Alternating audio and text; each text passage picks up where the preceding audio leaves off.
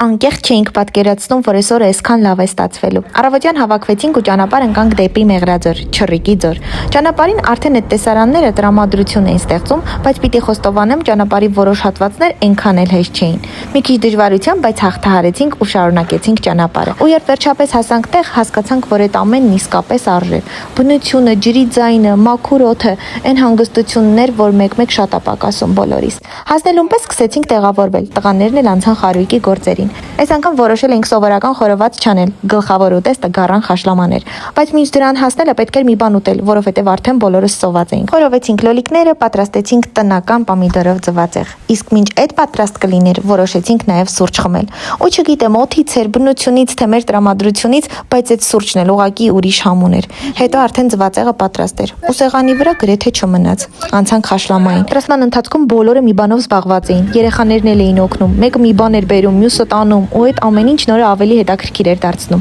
Հետո եկավ ամենասպասված պահը՝ խաշլաման պատրաստ էր։ Հավաքվեցինք սեղանի շուրջ, կենացներ ասեցինք, ծիծաղեցինք, զրուցեցինք ու պարզապես վայելեցինք օրը։ Ու գիտեք ինչն էր ամենալավը, ոչ թե տեղը, ոչ թե ուտելիքը, այլ այն, որ այդ ամենը կիսում էինք հարազատ մարդկանց հետ։ Վերջում հավաքեցինք մեր հետևից ամեն ինչ ու ճանապարհ ընկանք արդեն որոշած, թե հաջորդ օրը երբ ենք կազմակերպում։